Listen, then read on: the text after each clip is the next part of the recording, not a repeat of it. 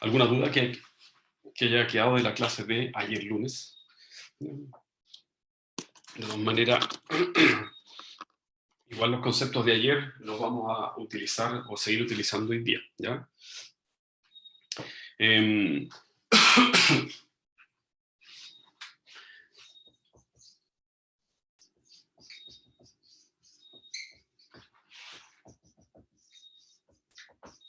¿Ya? En términos generales, lo que vimos en la clase de ayer es el concepto de fosforilación oxidativa, y la fosforilación oxidativa dice relación con los procesos oxidativos que se llevan a cabo en la cadena transportadora de electrones, y refiere hacia la oxidación del NAD, oxidación del NAD y la oxidación del FAD, ¿ya? Asociado a la FLA proteína o asociado al complejo 2 de la cadena transportadora de electrones, y la oxidación del NAD asociado a el complejo 1, a la NADH deshidrogenasa de la cadena transportadora de electrones, y este proceso de oxidación iba a generar,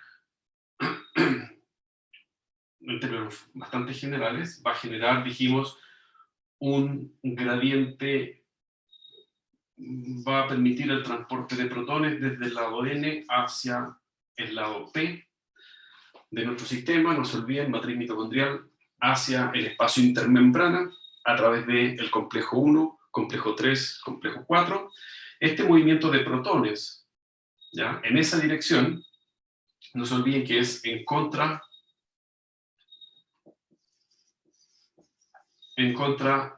de gradiente químico, y me refiero al gradiente químico, o más bien dicho, se refiere al gradiente químico en contra de la concentración de protones. Es decir, va de un medio menos concentrado a un medio más concentrado, ¿ya? En contra del gradiente químico, y también en contra, dijimos, del gradiente eléctrico.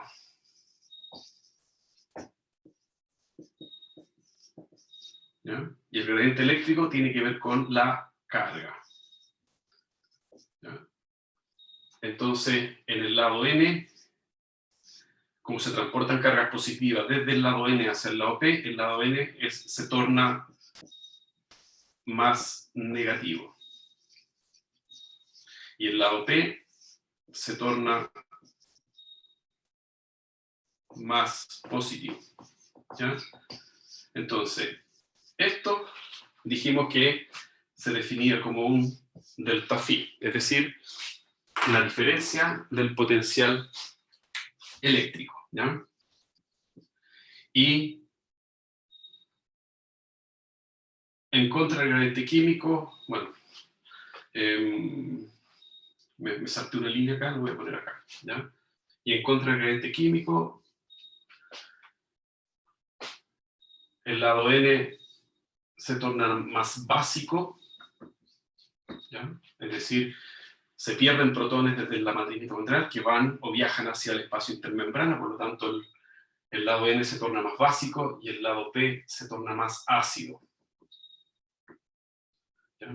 Y este efecto se asocia a lo que se conoce como un delta pH. ¿Ya? Entonces estos son los dos factores, un factor químico, un gradiente químico y un gradiente eléctrico, que va a determinar, ¿ya?, que va a determinar en el fondo este flujo de protones debido a la movilidad o al transporte de electrones que ocurrían en la membrana mitocondrial interna, es decir, en la cadena transportadora de electrones, desde el donor, una bache, hasta el último aceptor, que en este caso era oxígeno, o del donor FADH2, asociado al complejo 2 de la cadena transportadora de electrones, hacia el último aceptor, que es oxígeno, ¿ya? Y por lo tanto, este delta pH, o este gradiente químico y este gradiente eléctrico, es lo que se conoce como la fuerza protón motriz.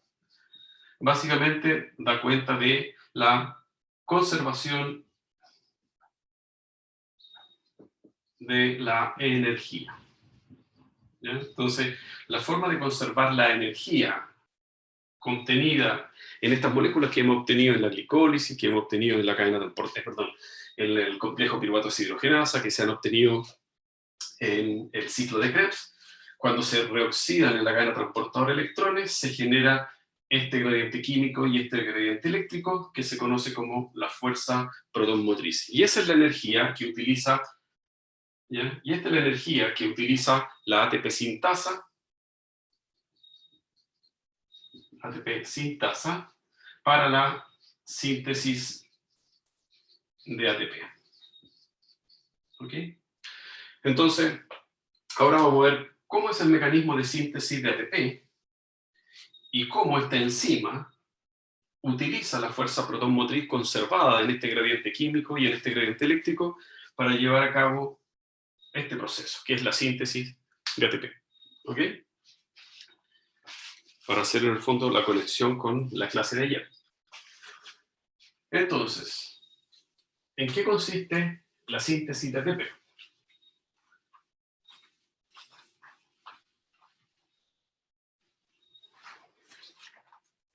La síntesis de ATP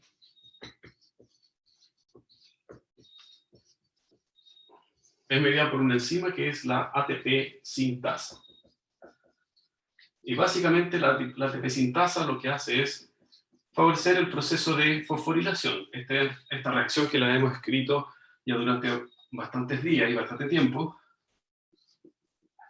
que en el papel se ve bastante sencilla, es decir, es la fosforilación de ATP para llevar a cabo la síntesis de ATP y la formación de ese enlace fosforiéster. ¿Qué otra cosa sabemos? Que el G0' en kilojoule por mol para la síntesis de una molécula de ATP es de 30.5. ¿no? Entonces vamos a ver primero cómo es el mecanismo de la ATP sintasa para llevar a cabo este proceso de síntesis. La ATP sintasa es una proteína, es una enzima multicomponente, es decir, tiene muchas subunidades. Nosotros nos vamos a referir a 2 subunidades o a 3 subunidades de manera más específica. ¿Ya? Volviendo a nuestro espacio físico, la ATP sintasa se ubica, está anclada en la membrana mitocondrial interna y consta de 2 grandes subunidades. Está la subunidad, este es el espacio intermembrana, por lo tanto, esta es mi membrana mitocondrial interna. Aquí están todos los complejos transportadores de electrones y acá tenemos nosotros nuestra matriz mitocondrial. La ATP sintasa tiene 2 grandes subunidades. Una subunidad transmembrana, ¿ya? Que se llama la subunidad F0, y la voy a dibujar aquí como una línea punteada. Esta línea punteada es porque está al centro, es como un... oh, se me fue.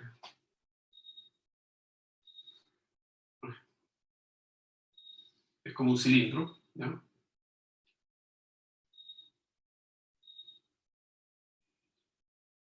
Es como un cilindro. Y al interior de la subunidad F0 existe otra subunidad que es la subunidad gamma, que es muy importante. Y anclada a la subunidad gamma se encuentra la subunidad F1. ¿Ya? Esta subunidad gamma, que aparece aquí y se encuentra en la parte interna de este cilindro, que es la subunidad F0, también sobresale sobre la subunidad F1. ¿Ya? Y resulta ser que el mecanismo de síntesis de ATP es producto de que la subunidad F1 presenta 3 conformaciones.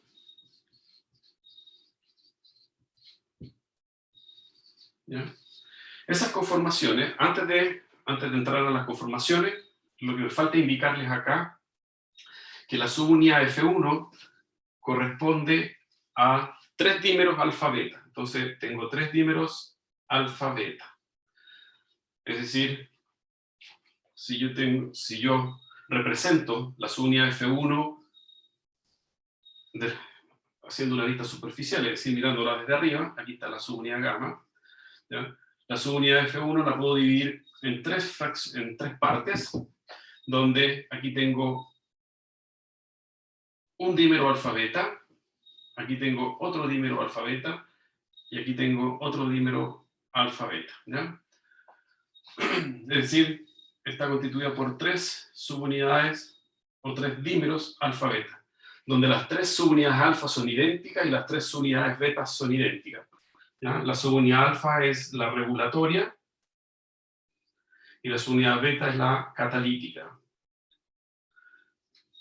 ¿ya? Pero yo les voy a mostrar el mecanismo general, ¿ya? Eso subentiende que si yo quiero llevar a cabo, si se quiere llevar a cabo la síntesis de ATP a partir de ADP y fosfato, estos son mis sustratos y este es mi producto. Por lo tanto, la catálisis, sí o sí, tiene que ocurrir en el sitio catalítico y no en el sitio regulatorio. Por eso yo voy a hacer referencia solamente al par alfa-beta como una unidad, ¿ya? Entonces, está constituido por estas tres subunidades alfa-beta, ¿ya? Y cada una de estas subunidades alfa-beta, o cada uno de estos dímeros, por eso voy a hacer referencia solamente al dímero, ¿ya? Cada uno de estos dímeros alfa-beta puede estar presente en tres conformaciones diferentes, ¿ya? Las tres conformaciones para la ATP sintasa son las siguientes. Presenta una conformación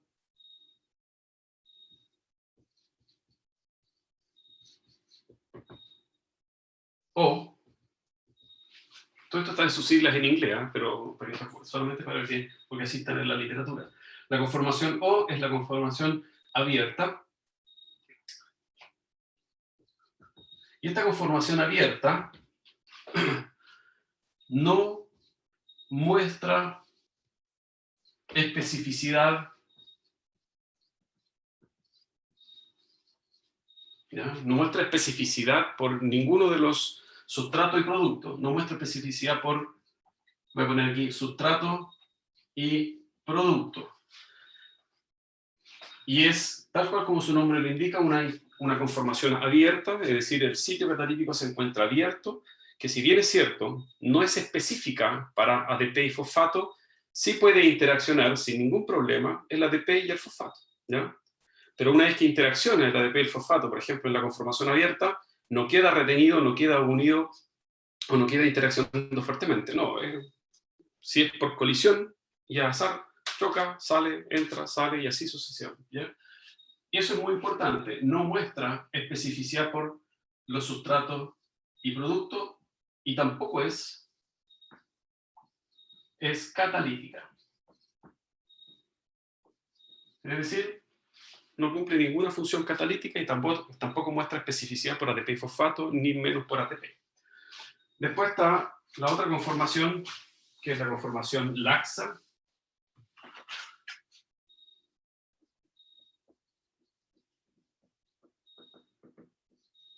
La conformación L o laxa.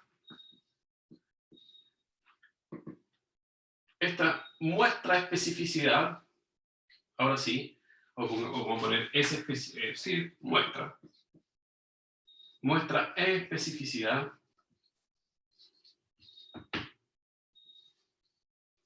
para los sustratos, es decir, para ADP más fosfato.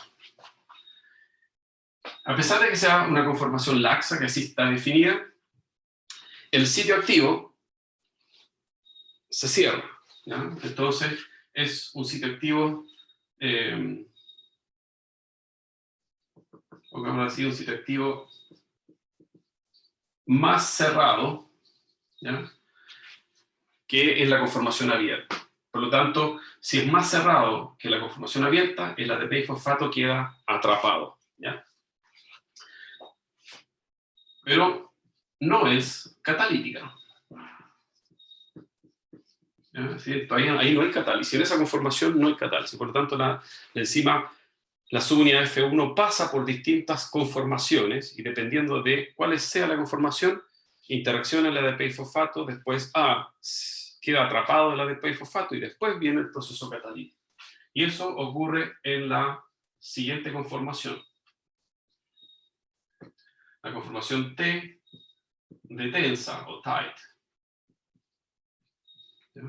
Esta conformación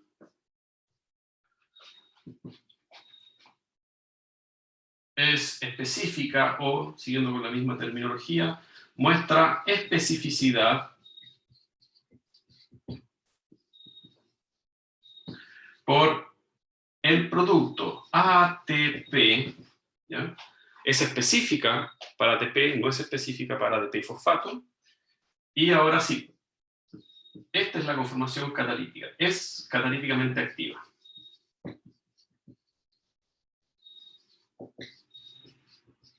¿Ya? Entonces, uno ya se puede imaginar cómo es el mecanismo. Interacciona débilmente ATP y fosfato en un sitio abierto, un sitio catalítico que se encuentra en conformación abierta. Después, cuando la enzima cambia de conformación a una conformación laxa, ese ADP y fosfato ahora queda atrapado en el sitio activo, pero aún sigue siendo no catalítica. Y después existe otro cambio de conformación, y el ADP y fosfato que estaba atrapado en el sitio activo en la conformación laxa, cuando esa conformación laxa se transforma en una conformación T, ocurre el proceso catalítico y se sintetiza ATP, y el ATP queda unido al sitio activo. ¿Ya? Estas son las tres conformaciones por las que sufre, en este caso, el ATP sintasa y por el cual se lleva a cabo el proceso de síntesis de esa molécula ATP. ¿Ya? Desde un punto de vista de la función que cumple cada una de estas conformaciones, entonces la secuencia para la síntesis ATP es: en la conformación abierta se une ADP y fosfato, o interacciona, yo podría escribirlo de esta manera, ADP más fosfato. Voy a escribir una representación muy general, ¿ya? En la conformación abierta, interacciona ADP y fosfato, se transforma en una conformación laxa, y en esa conformación laxa, aquí lo voy a escribir de esta manera, ADP y fosfato, es decir, aquí está atrapado en el sitio activo, y cuando la conformación laxa se transforma a la conformación tensa, ¿ya? Ese ADP y fosfato se transforma en ATP, pero el ATP queda unido al sitio activo, ¿ya? Entonces, para que ahora el ATP, que está unido y atrapado en el sitio activo, porque ese sitio activo estaba cerrado, se tiene que liberar, y para que se libere, ese ATP,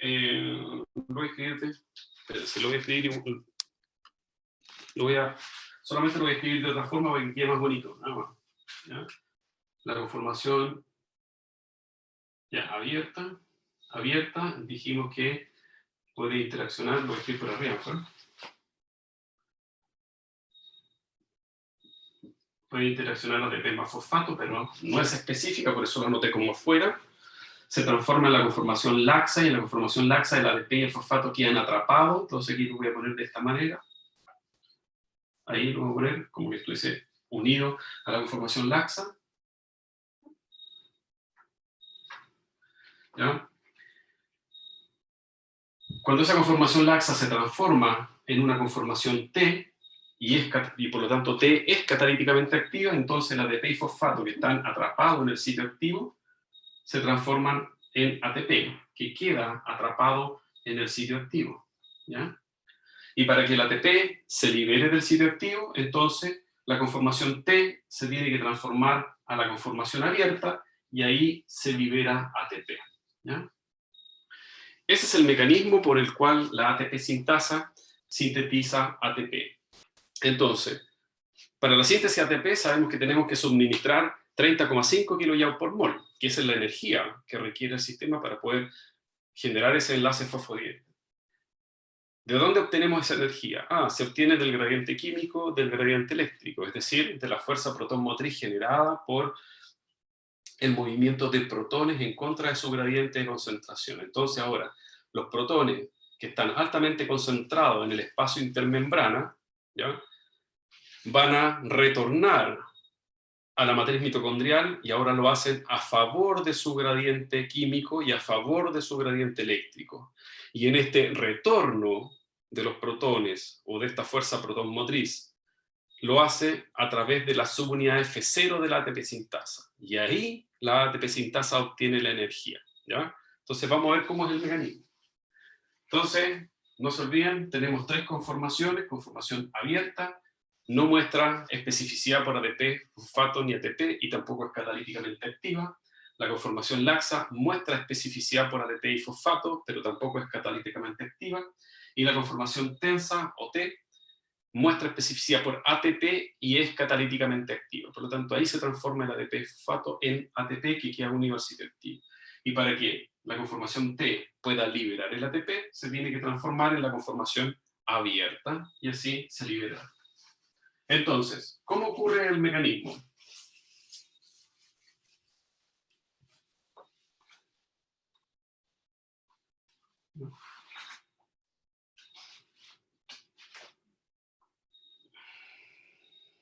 A ver, 1, 2, 3.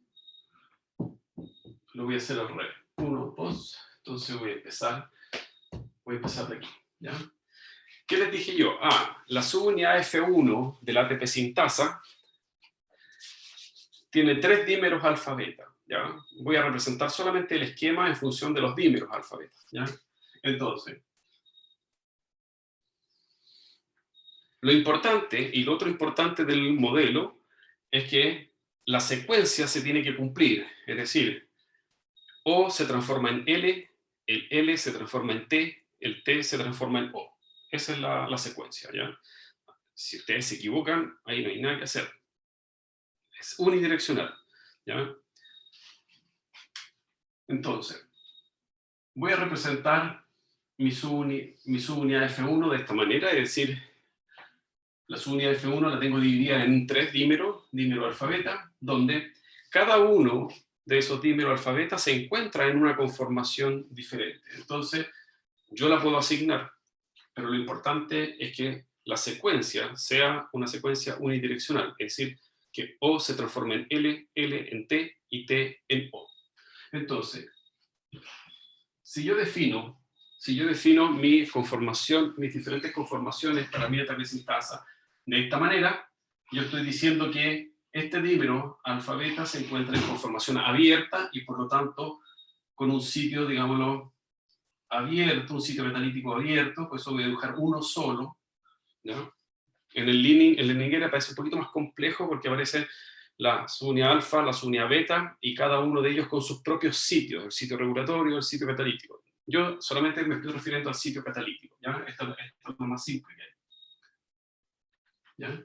Entonces, ¿qué dice el modelo? Dice que, bueno, vamos a dibujar aquí los sitios. Este sería un sitio más cerrado, fíjense, quedaría atrapado el ADP y fosfato, y acá el sitio catalítico, que lo vamos a representar por un círculo, ¿ya? Como son 3 conformaciones diferentes, estamos suponiendo que el cambio de la conformación obviamente cambia la estructura del sitio catalítico, y el cual antes estaba abierto, ahora después queda cerrado, y después queda cerrado afín para ADP y fosfato, y después ese sitio catalítico cambia de conformación, transformándose en tenso, donde recibe muestra especificidad por ATP. Por eso son 3 sitios diferentes, ¿ya? Entonces, ¿qué dice el modelo? Vamos a comenzar de la siguiente manera. Aquí yo voy a posicionar ya un ATP, y aquí voy a posicionar... yo les dije que la conformación abierta se puede interaccionar ATP y fosfato, pero no muestra especificidad y tampoco es catalítico. Entonces, algunos libros muestran acá que se puede interaccionar ATP más fosfato. Y lo puede hacer libremente. Interacciona, se libera, porque es un sitio abierto. Pero la conformación L muestra especificidad por ADP y fosfato, y cuando previamente hubo un cambio de conformación, ese ADP y fosfato quedó atrapado en el sitio activo. Entonces, vamos a dibujar acá un ADP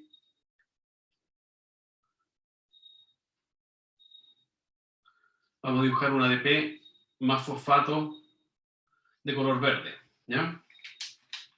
Este viene del cambio anterior, ¿ya? Entonces, el primer proceso que ocurre es un proceso no catalítico, y la función ahora de la subunidad gamma, que es la que me faltaba indicarle, la subunidad gamma no se olviden que actúa como un sensor, está sensando la subunidad F0 y la subunidad F1. Y resulta ser que en términos generales, cuando yo tengo mi ATP sintasa, ¿qué dice el modelo quimiosmótico? Bien, el modelo quimiosmótico dice lo siguiente, que cuando yo tengo mi gradiente químico, no se olviden que el gradiente químico es una alta concentración de protones en el espacio intermembrana respecto de la matriz mitocondrial, ustedes se ve, matriz mitocondrial, que la concentración de protones es muy pequeñita. No se olviden que el movimiento de protones, cuando los electrones fluyen a través de la cadena, dijimos que era en contra de su gradiente, entonces se acumula una alta concentración de protones en el espacio intermembrana y por lo tanto se acidifica el espacio respecto de la matriz mitocondrial, que se basifica. Y además dijimos que se generaba este gradiente eléctrico, ¿ya? Entonces aquí yo tengo un delta pH, tengo alta concentración de protones, y tengo un delta phi, tengo alta cantidad de cargas positivas. Entonces, ¿qué es lo que se lleva a cabo en la ATP sintasa? Que la subunidad F0, no voy a entrar en el detalle porque la subunidad F0 está constituida por muchas proteínas, por varias subunidades, donde una de las subunidades, que es la subunidad C o la proteína C, no son más que, están constituidas por residuos de ácido aspartico, ¿ya? Y resulta ser que esos residuos de ácido aspartico, en un medio ácido, se protonan. Entonces, capta protones desde el lado P, se protonan los residuos del ácido aspartico de la subunidad C de la F0, ¿ya? Que está internamente escondida en este cilindro. Eso produce que se mueva el cilindro interno y esos ácidos asparticos protonados van a exponerse a un medio básico en la matriz mitocondrial. Entonces, ¿qué es lo que le ocurre? ¿Qué es lo que le ocurre a un ácido aspartico que está protonado en un medio ácido y que cuando entra en contacto en un medio básico se desprotona? Entonces, básicamente lo que ocurre a través de un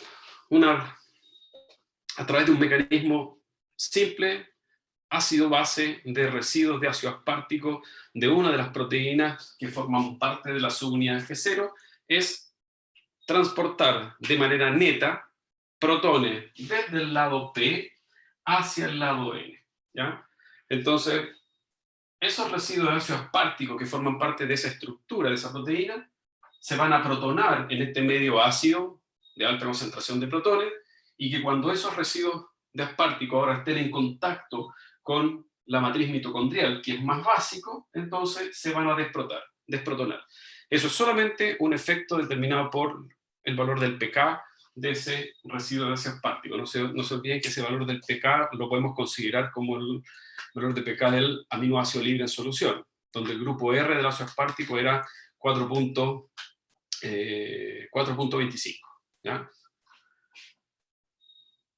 Entonces, en un medio ácido va a estar protonado y en un medio básico se desprotona. Entonces, básicamente lo que se observa es un transporte neto de protones desde el lado P hacia el lado N. Y este transporte de protones asociado a la subunidad F0 de la ATP sintasa, no es necesario que ustedes me digan, no, sí, se transportan los protones por la proteína C. No. Basta con que digan, movimiento de protones desde el lado P hacia el lado N a través de la subunidad F0 de la ATP sintasa. Solamente les menciono el mecanismo muy general para que no crean ustedes que es un canal de protones. No es un canal de protones, sino que es solo debido a reacciones ácido-base de residuos asparticos constituyentes de una de las proteínas que forman parte de la subunidad F0, ¿ya? Entonces, básicamente, y de manera neta, lo que se observa es que existe ahora un transporte de protones desde el lado N hacia el lado P, y esto es a favor, esto es muy importante, a favor del gradiente químico y eléctrico. ¿Qué significa eso? Que voy de mayor concentración de protones a menor concentración de protones, de mayor cantidad de carga positiva a menor cantidad de carga positiva, por lo tanto, los protones fluyen de manera natural a través de este mecanismo ácido-base asociado a residuos prácticos. Entonces, la fuerza protón motriz conservada en este gradiente, o la energía conservada en este gradiente a través de este concepto de la fuerza protón motriz, la utiliza la subunidad F0 para movilizar, ¿ya? Al movilizar los protones a favor de su gradiente químico. ¿Para qué? Para que la subunidad gamma pueda girar, ¿ya? Entonces, este mecanismo, el flujo de protones a favor de su gradiente a través de la subunidad F0, produce un giro, produce que la subunidad gamma pueda girar 120 grados. ¿Ya? Bueno, girar aquí. Produce que gamma gire 120 grados. ¿Y cuál es la gracia de que la subunidad gamma pueda girar 120 grados? Y 120 grados más 120 grados más 120 grados son 360 grados y por lo tanto da una vuelta completa la subunidad F1 sobre la subunidad F1. Entonces, si esto gira, ¿eh? Si esto gira, lo voy a poner así, si esto gira, si la subunidad gamma gira 120 grados, entonces la subunidad gamma va a entrar en contacto con cada una de estas subunidades a 120 grados y va a generar un cambio conformacional cada vez que la subunidad gamma gire 120 grados. ¿Ya? Pero ese cambio conformacional no ocurre solamente sobre un dímero alfa beta, sino que ocurre en los 3 dímeros alfa beta. ¿Ya? Entonces, ¿ya? Entonces, ¿qué dice el modelo de la teoría quimosmótica? Dice que aquí yo puedo tener un proceso no catalítico. Este es un proceso no catalítico en que, si ustedes se fijan, aquí no ha cambiado la conformación. O que estaba la conformación abierta que estaba arriba, sigue estando arriba, la L que estaba a la derecha, sigue estando a la derecha, y la T que estaba a la izquierda, sigue estando a mi izquierda. ¿Ya? Por lo tanto, aquí no hay cambio de conformación, por eso se define como un proceso no catalítico. Entonces, lo único que voy a mostrar acá, que el ADP más fosfato interacciona con el sitio abierto, interacciona o se libera, interacciona y se libera. Aquí, el ADP y fosfato, que venía de la vuelta anterior, está atrapado, y aquí está atrapado el ADP. Ese es un proceso no catalítico.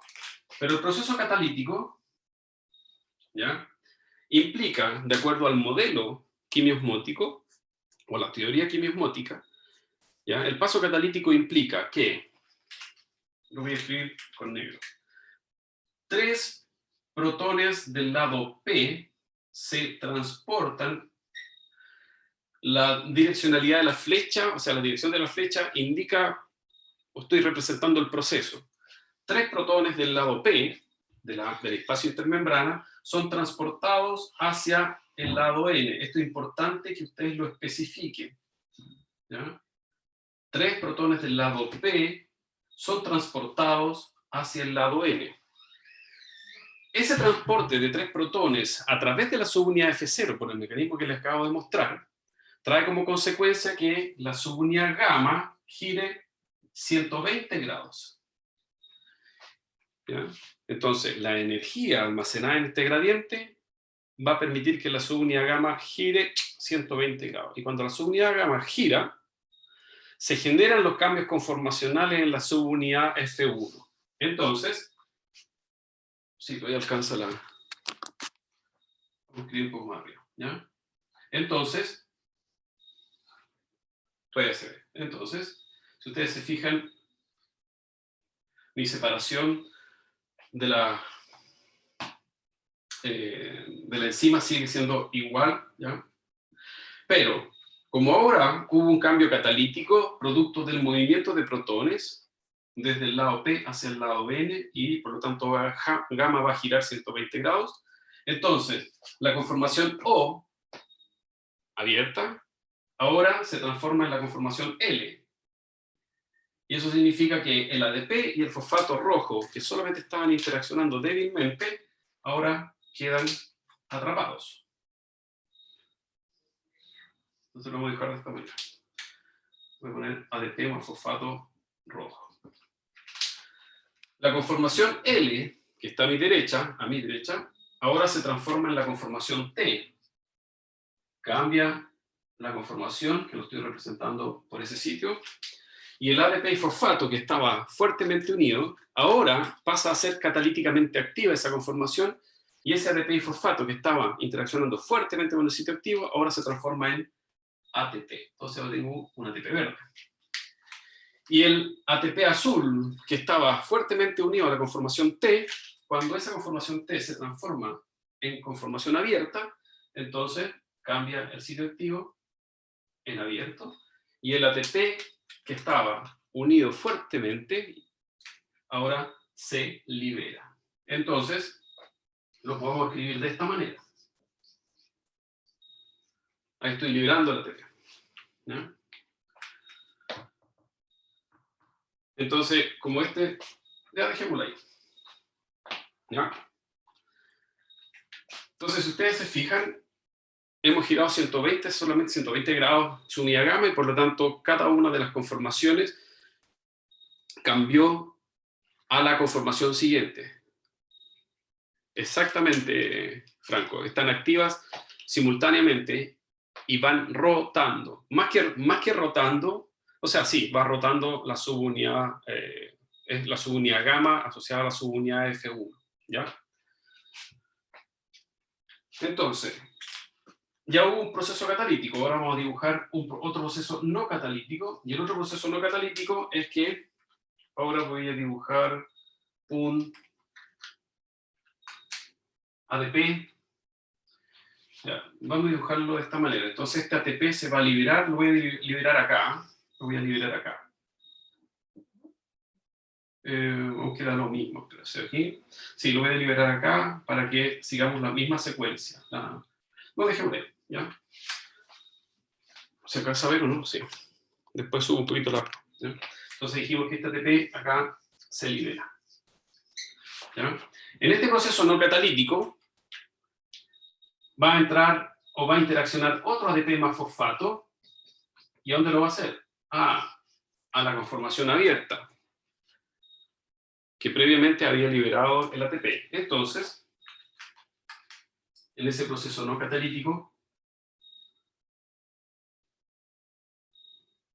aquí no pueden equivocarse de escribir las letras. Miren, ahora L está arriba, T está a la derecha y O está a la izquierda. Entonces, acá tenemos nuestros sitios y tenemos ATP y fosfato en rojo atrapados. ATP sigue atrapado en la conformación T y ahora interaccionando débilmente, ¿ya?, en la conformación abierta. ¿Ya? Ahora viene un segundo proceso catalítico, y en ese proceso catalítico nuevamente lo pueden anotar como ustedes quieran, pero tienen que anotarlo. 3 protones desde el lado P son transferidos al lado N. Cuando eso ocurre, la subunidad gamma vuelve a girar otros 120 grados, ya llevamos 240, y existe, por lo tanto, un cambio conformacional en mi sistema. La que era L ahora se transforma en T, y por lo tanto,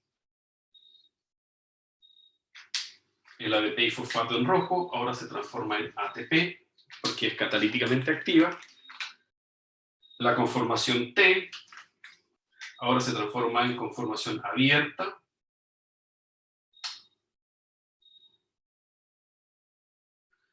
y libera ese ATP en verde. Y la conformación abierta ahora se transforma en conformación laxa y atrapa el ADP y el fosfato en azul, ¿ya? ADP y fosfato en azul.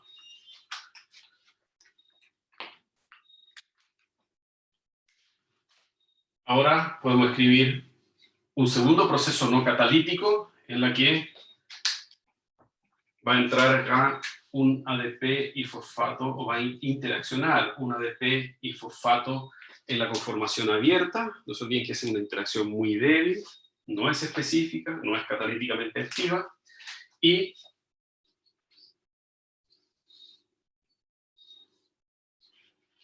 no hay paso catalítico, por lo tanto no pueden cambiar la conformación. T sigue arriba, O a mi derecha, L a mi izquierda. Entonces acá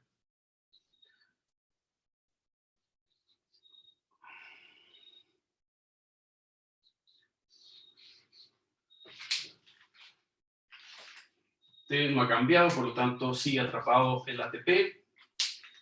El ADP y fosfato interacciona con el sitio abierto y la conformación L sigue manteniendo mi ADP y mi fosfato. No se olviden que no ha habido cambio conformacional. Y tenemos nuestro último proceso catalítico, donde nuevamente 3 protones en el lado P son transportados hacia el lado N. Gamma gira a otros 120 grados y ahora ya cumplimos una vuelta completa, 360, y si ustedes se fijan, ATP se transforma en O, y aquí me faltó, y aquí vamos a sacar ahora el ATP.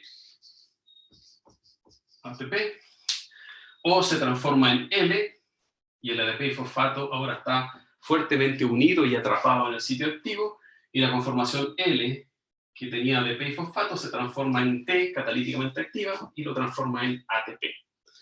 Entonces, si ustedes se fijan, tenemos un proceso catalítico, un segundo proceso catalítico y un tercer proceso catalítico. Esto en el Leninger aparece resumido, es decir, no especifica el proceso no catalítico, sino que lo hace en un solo paso, el proceso no catalítico y el proceso catalítico. Así que no se confundan, aquí yo prefiero hacerlo paso por paso, aunque ustedes crean y vean que es muy complejo, pero realmente no lo es, ¿no? Realmente no es complejo. Lo que sí tienen que tener cuidado es, o sea, lo que sí tienen que saber que O se transforma en L, L se transforma en T y T se transforma en O. Si ustedes se equivocan en la unidireccionalidad de los cambios conformacionales, van a tener todo mal, ¿ya? Y lo otro que sí también tienen que tener cuidado es cuando no haya un cambio conformacional, fíjense, no hay cambio conformacional, las conformaciones, de acuerdo a como yo las dibujé, se mantienen, ¿ya? Ahora, yo empecé arbitrariamente OLT, ustedes podrían haber empezado OLT o OLT, ¿ya? Pero no puede ser OLT, ¿por qué? Porque se mueven de acuerdo a las manecillas del reloj, ¿ya? OLT, siempre es en esa dirección. OLT, O, ¿ya? Entonces, ese es el modelo quimiosmótico. El modelo quimiosmótico me dice que, ahora resumiendo, si solamente consideramos los pasos catalíticos, por cada 3 protones del lado P transferidos al lado N, fíjense, aquí tenemos 3 protones del lado P que fueron transferidos, 6 protones del lado P que han sido transferidos y 9 protones del lado P que han sido transferidos, me libera o libera el sistema 1, 2,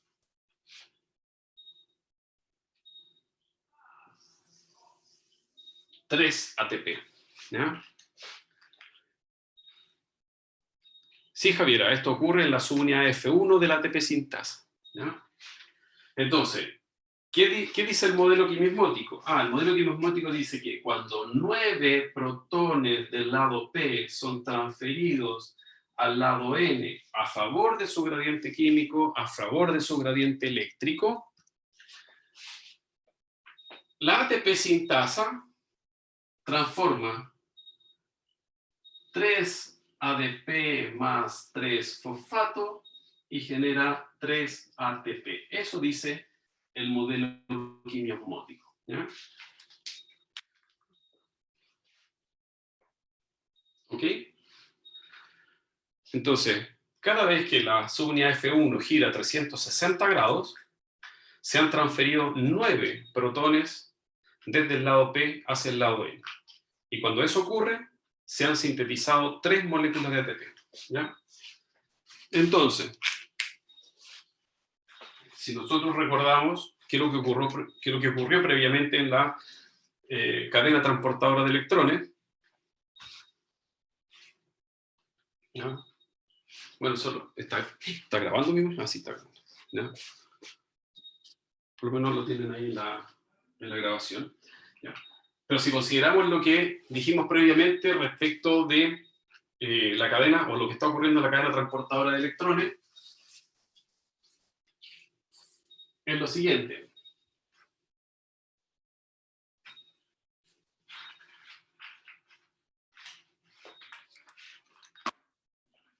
Cuando NADH, o el equivalente reducido, se oxida en la cadena transportadora de electrones, transfiriendo los electrones al último aceptor, que es oxígeno,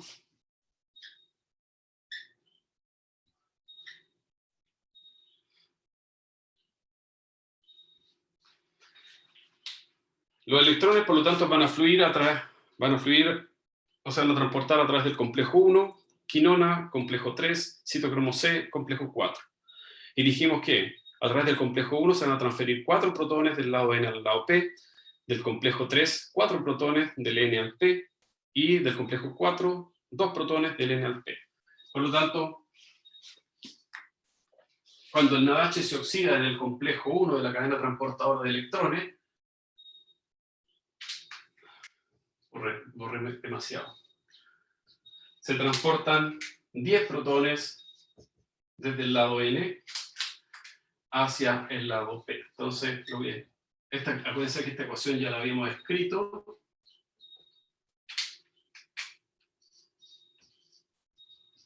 ¿Okay? La habíamos escrito.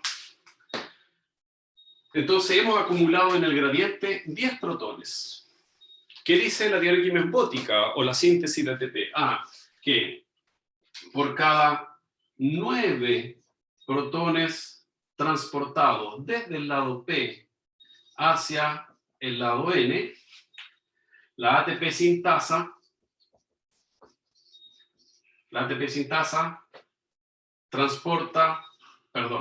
sintetiza 3 ATP. Por lo tanto, 3 protones desde el lado P hacia el lado N, la ATP sintasa sintetiza un ATP, ¿ya? Entonces, si NADH transfirió los electrones al complejo 1 y hemos guardado en el gradiente, conservado en el gradiente 10 protones en el lado P dividido por 3 protones que utiliza la ATP sintasa, ¿ya?, para transportarlo hacia el lado N. ¿Cuánto da eso? Pero me falta algo. Ya, dejemos ahí porque me falta una sola cosa. Pues si no, eso va a dar 3,33. ¿Ya?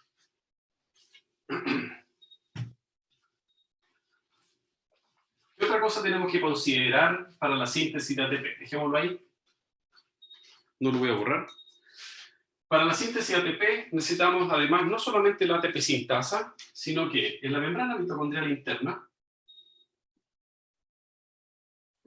espacio intermembrana y matriz mitocondrial, Voy a tratar de que quede lo más ordenadito posible. Aquí tenemos nuestra ATP sintasa, ¿ya?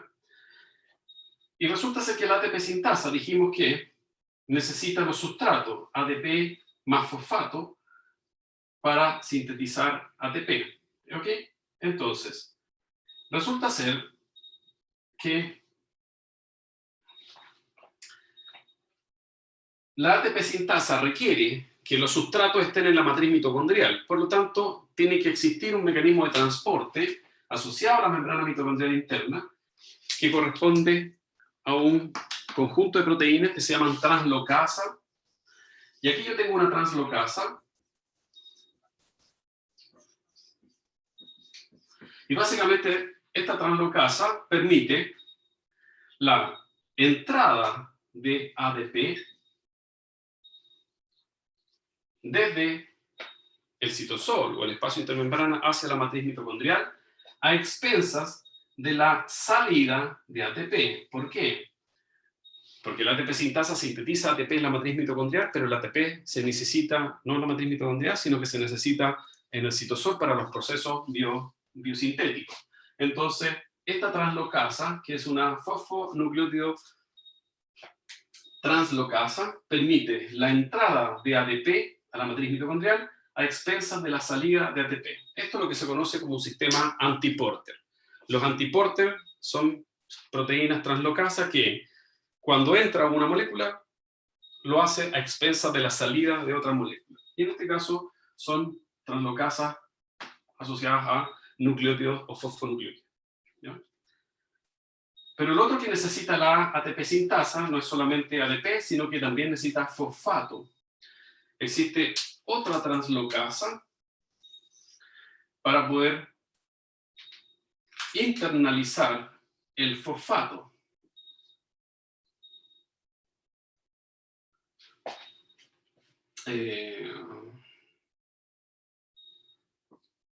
H2PO4 negativo, ¿ya?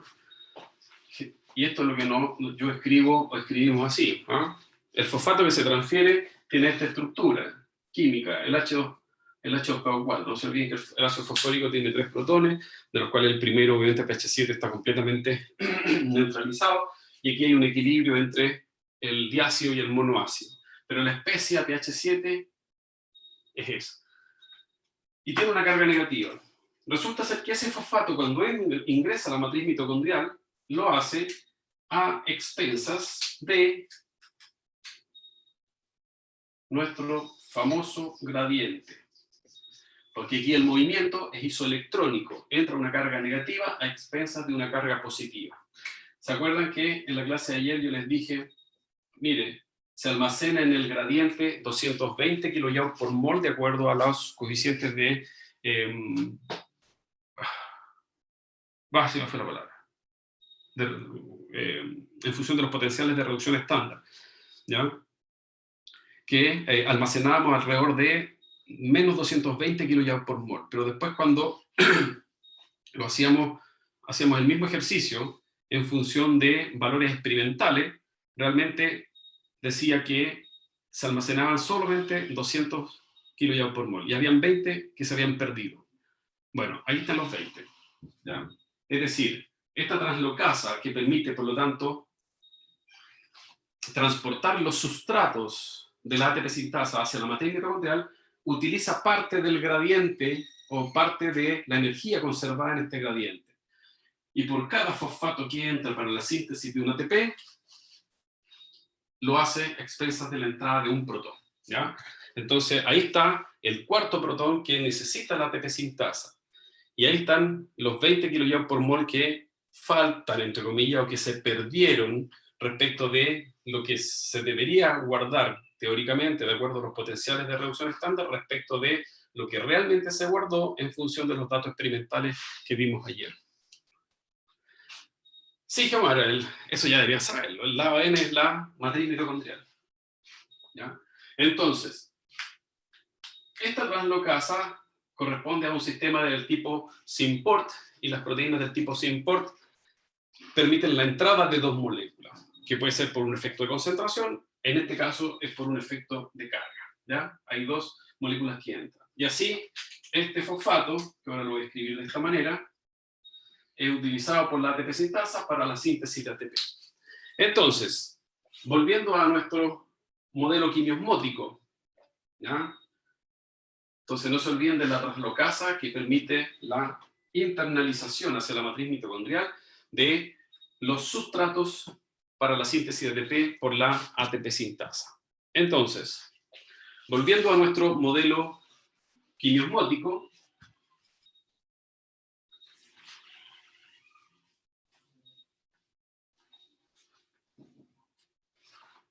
¿qué nos dice el modelo? Que cuando el NADH se oxida en la cadena transportadora de electrones, se genera un gradiente químico y un gradiente eléctrico, producto del transporte de protones desde la matriz mitocondrial hacia el lado, hacia el espacio intermembrana a través del complejo 1, complejo 3 y complejo 4, transportando 10 protones. Además, el modelo quimiosmótico, a través del modelo para la síntesis de ATP por la ATP sintasa, dice que por cada 3 protones que transfiere a favor del gradiente del lado P hacia el lado N, matriz mitocondrial, se sintetiza un ATP. Pero además, ustedes tienen que considerar el sistema translocasa, que por cada protón transportado desde el lado P hacia el lado N, permite la internalización o el transporte de ADP y fosfato para la síntesis de ATP. Por lo tanto, esto es crucial, ¿ya? Este mecanismo de la translocasa es crucial para que se sintetice ATP. Entonces, por las translocasas, cuando se transporta un protón desde el lado P hacia el lado N, también está asociado a la síntesis de un ATP. Por lo tanto, si yo sumo estos sistemas, entre comillas, los sumo, si yo considero estos sistemas ATP sintasa, 3 protones del lado P hacia el lado N, y la translocasa, un protón del lado P hacia el lado N, determinarían la síntesis de una molécula de ATP. ¿Ok? De una molécula ATP. Entonces, si NADH transportó 10, entonces, ¿cuánta energía tengo y cuántas moléculas de ATP podría sintetizar, suponiendo que NADH se reoxida en la cadena transportadora? ¿Ya? Entonces, 10 protones del lado P lo divido por 4 protones que necesito del lado P para la síntesis de una molécula ATP, y eso me da 2,5. ¿Qué quiere decir eso? Que cuando NADH se oxida en la cadena transportadora de electrones, se genera un gradiente químico y eléctrico capaz de determinar la síntesis de 2,5 moléculas de ATP. Ojo, no se sintetizan 2 moléculas y medio, sino que es la energía relacionada con la síntesis de 2,5. Estamos hablando de 30, 60, 75, 76 kilojoules por mol, ¿ya? Entonces, cuando es NADH, 2,5 moléculas de ATP. ¿Qué dijimos ayer? Dijimos ayer que, además, cuando es FADH2, el que se oxida en la cadena transportadora de electrones, le transfiere los electrones a través de esta flavoproteína, que es la succinato deshidrogenasa, se salta el complejo 1, se lo entrega a la quinona, y solamente se genera, por lo tanto, como gradiente químico y eléctrico, el transporte de 6 protones desde el lado N hacia el lado P. Y este sería, por lo tanto, FADA, ¿no? Entonces, si por cada molécula de ATP necesitamos 4 protones transferidos, entonces hemos generado un gradiente de 6 protones cuando el FADH2 es el que se oxida en la cadena transportadora de electrones, y si requerimos 4 protones por la ATP sintasa y la translocasa, me daría cuenta de la energía para sintetizar solo 1,5 moléculas de ATP. ¿Ya? Aquí ustedes tienen la conversión para después hacer un balance metabólico, ¿ya? O un balance energético. ¿Ok? Entonces, no sé cómo lo estarán pasando en los colegios ahora, pero antiguamente se redondeaba en 3 y 2 por una teoría entre la relación entre el fosfato y la oxidación, bla, bla, ya, 3 y 2. Pero no, realmente lo que se determinó que a través del modelo quimosmótico, que es un buen modelo, es una buena hipótesis, ¿ya? Da cuenta de la síntesis ATP, cuyos requerimientos son solamente 4 protones. 4 protones por síntesis de una molécula ATP. 3 por la ATP sintasa y 1 por la translocasa. Y de acuerdo al gradiente que se acumula, entonces, cuando NADH se oxida en la cadena, se genera un gradiente tal, una energía conservada en este gradiente, que daría cuenta de la síntesis de 2,5 moléculas ATP. Y si es FAH2, bueno, sería 1,5 moléculas de ATP. Entonces, ahora,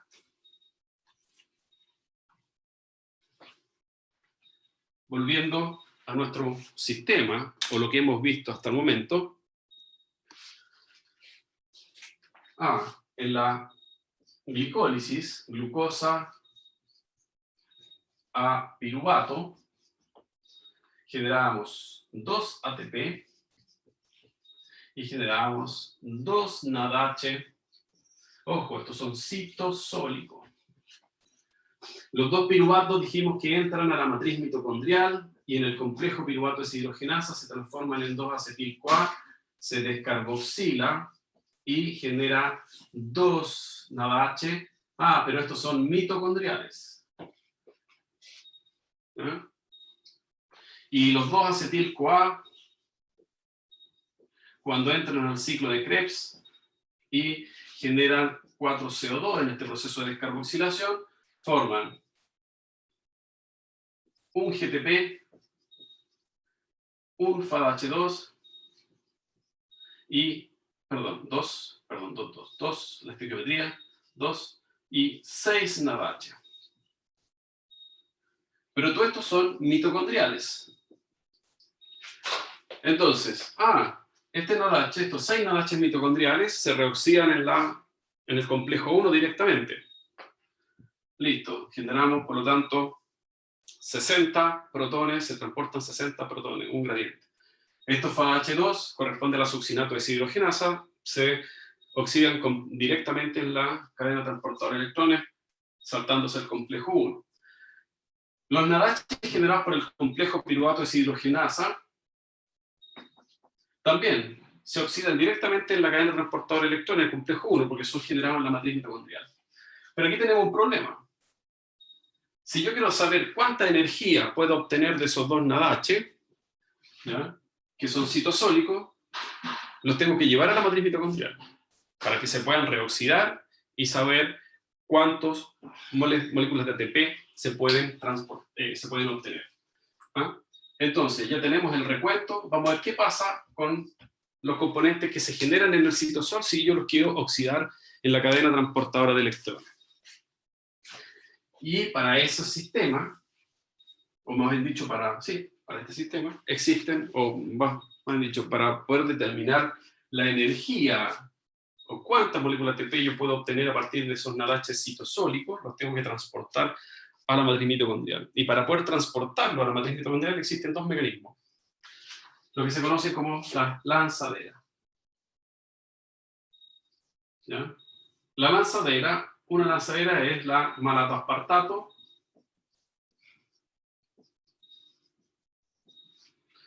¿ya? ¿Y qué me dice esta lanzadera malatoaspartato? Me dice lo siguiente.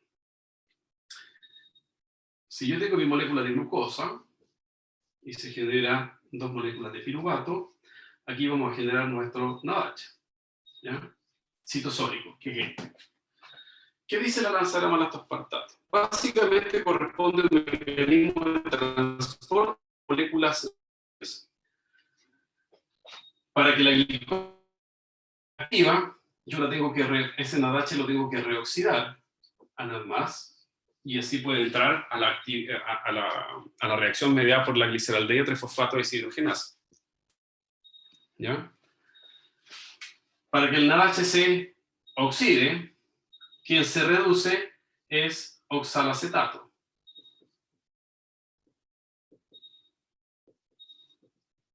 El oxalacetato, cuando se reduce en espesa de NADH, forma malato.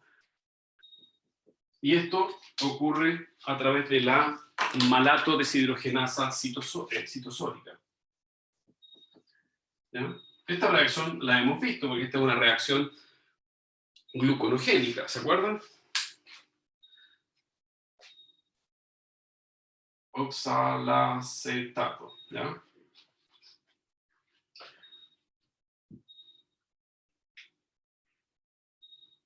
Sí, está bien. A ver. Está bien. Este se oxida y el oxalacetato oxidado se reduce a malato. ¿Ya? Esta reacción, nosotros vimos la reacción inversa para la gluconogénesis. ¿Qué ocurre con el malato? Ese malato, este es mi membrana mitocondrial interna. Ese malato entra a la matriz mitocondrial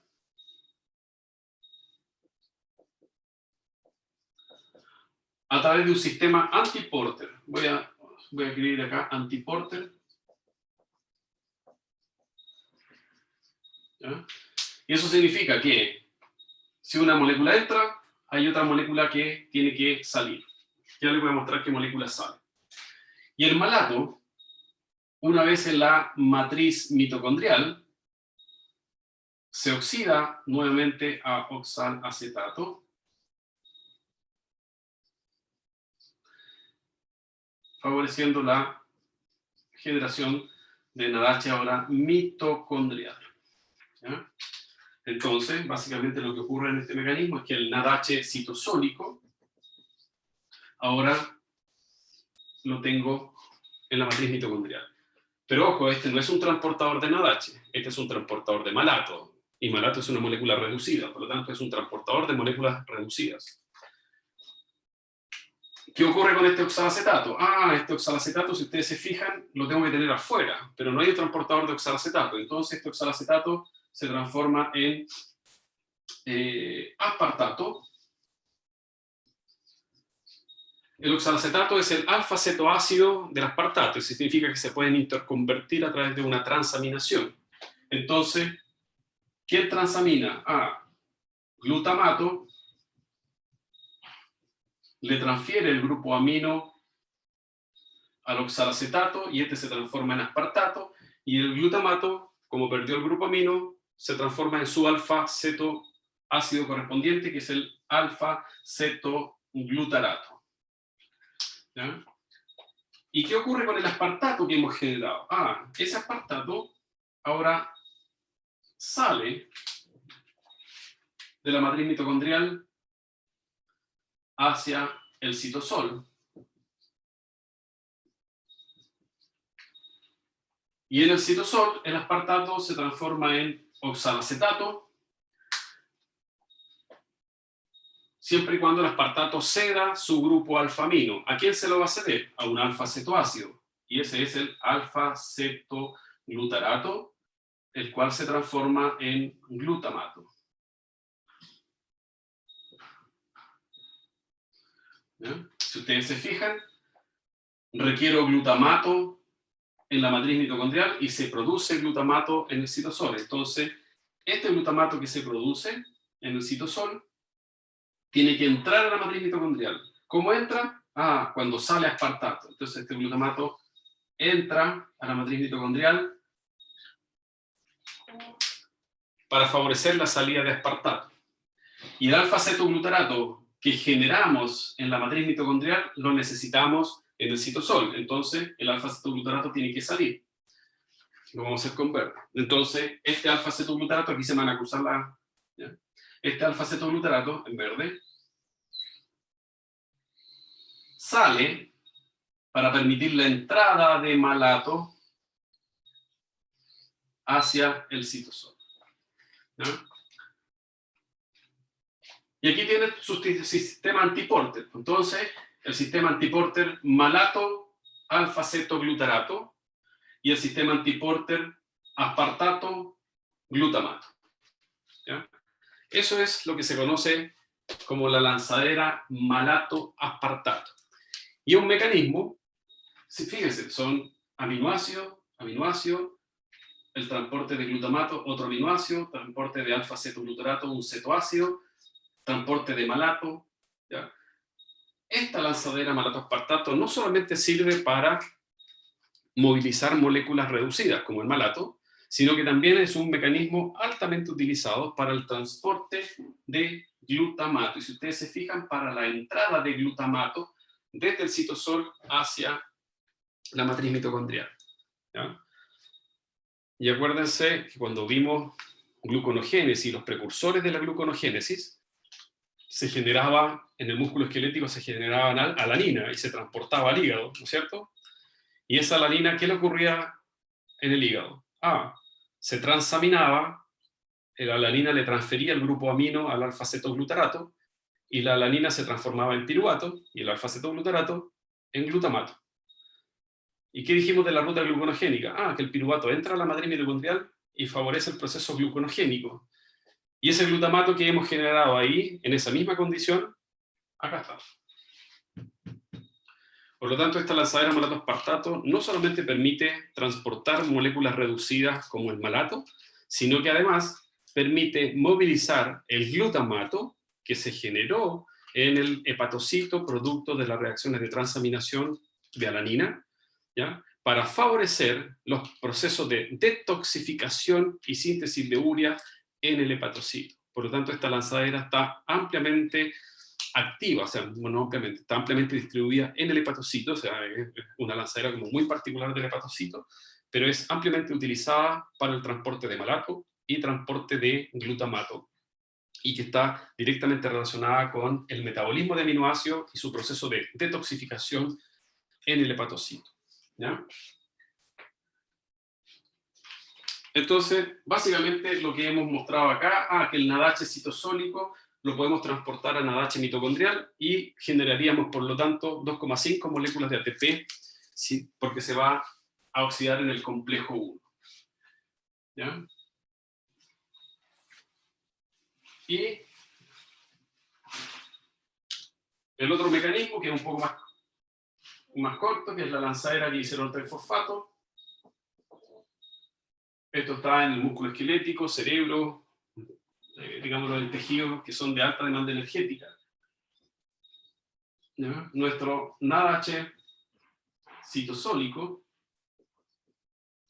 generado por la glicólisis, cuando se reoxida, lo hace a expensas de la reducción de un intermediario glicolítico, que es la dihidroxicetona fosfato. Y la dihidroxicetona fosfato, cuando se reduce a expensas de NADH, forma el glicerol 3-fosfato. La enzima que cataliza esta reacción es una enzima citosólica, que es la glicerol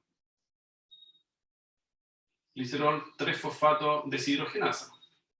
Y esta deshidrogenasa es a expensas de NADH. Pero este glicerol 3-fosfato, cuando llega a la membrana mitocondrial interna, expuesta hacia la cara externa de la membrana mitocondrial interna, acá.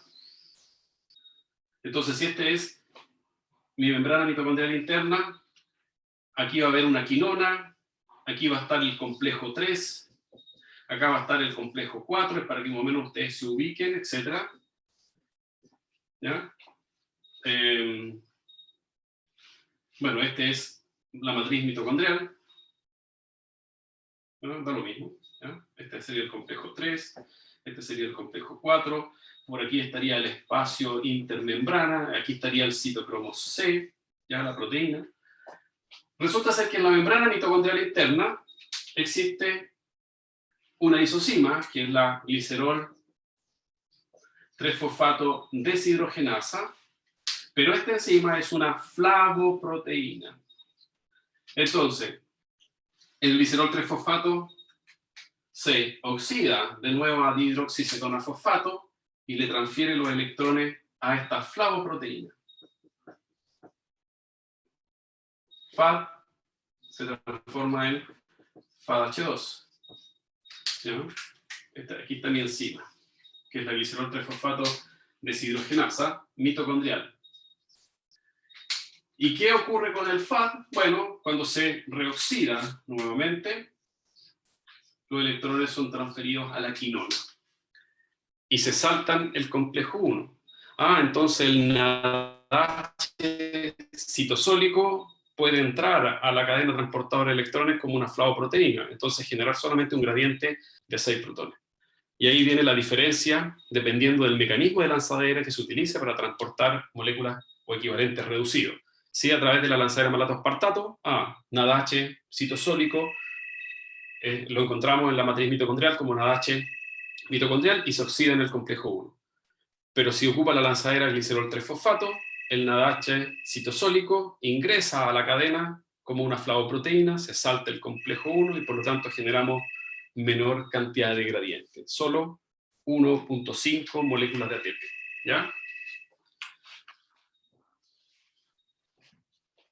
Entonces, ¿qué dijimos finalmente? Voy a solamente anotar glicólisis genera 2 ATP y genera 2 NADH. El complejo piruvato deshidrogenasa, bueno, genera 2 piruvatos. Los 2 piruvatos generan 2 NADH mitocondriales más 2 CO2 y genera 2 acetil-CoA.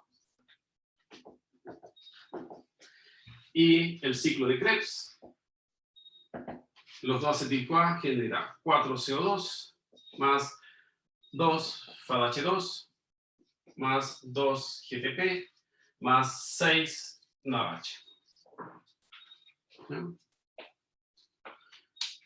Entonces, si este NADH citosólico, si se utiliza la lanzadera malato-aspartato, NADH entra directamente al complejo 1, por lo tanto tenemos 2, 4, 10 NADH. 10 NADH por 2.5 moléculas de ATP son 25 moléculas de ATP. A eso 2, 4, 10, sí. Después a eso le sumamos, perdón, me faltan acá, los 2 FADH2 por 1.5 moléculas de ATP, generamos 3 ATP, y a eso le sumamos los 2 ATP de la glicólisis y los 2 GTP del ciclo de Krebs.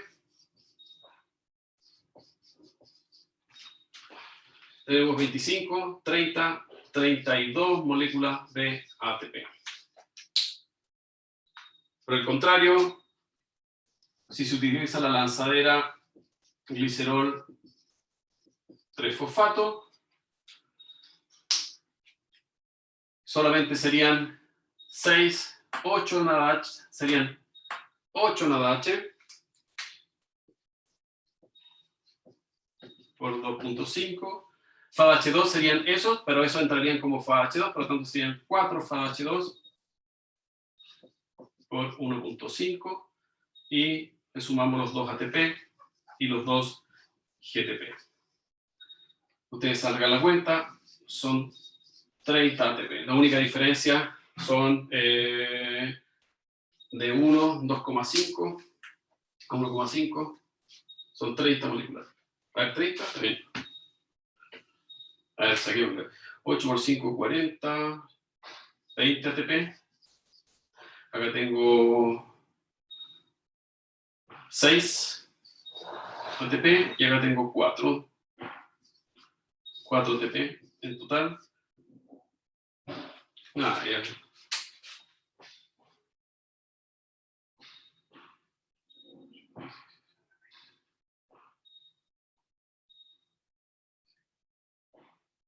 Aquí está bien. 30 ATP.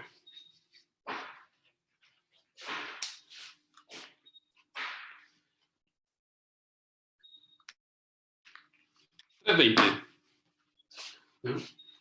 Ahí ustedes tienen el balance global de la cantidad de energía que se va a obtener de una molécula de glucosa si utilizamos, o dependiendo de la lanzadera que se utilice, ¿ya? La única diferencia son dos NADH que pueden ser directamente 5 ATP, si entran como NADH por la lanzadera monoaspartato, o van a ser 3 NADH, si es que, o sea, 3 ATP si es que esos NADH citosólicos entran por la lanzadera glicerol 3-fosfato. Eso es todo, ¿ya? Esa es la diferencia. Y si esto lo multiplican por 30,5, fíjense, 30,5, bueno, redondémoslo en 30, son 900 kilojoules por mol. Es la energía que realmente se recupera de un mol de glucosa cuando se combustiona completamente en CO2 y agua en un sistema abierto como la célula. A diferencia de los 3000 que se obtienen en un sistema diabático, esa es la diferencia. Por lo tanto, el resto se elimina como, o sea, en el fondo se pierde como calor, ¿ya? Es decir, la glicólisis, el proceso oxidativo, ¿ya? O la combustión de una molécula de glucosa en un sistema abierto tiene un bajo rendimiento, ¿ya? 900 de 3000, un tercio, ¿ya? Más o menos, ¿ya? Ese es el costo. Ya, chicos, nos pasamos 2 minutos. Cualquier pregunta, para que no pierdan más tiempo, descansen y se vayan a su otra clase. Cualquier pregunta la respondemos el jueves en la mañana, ¿ya? Ya, Javiera, ¿de qué? Chao, que estén bien, cuídense.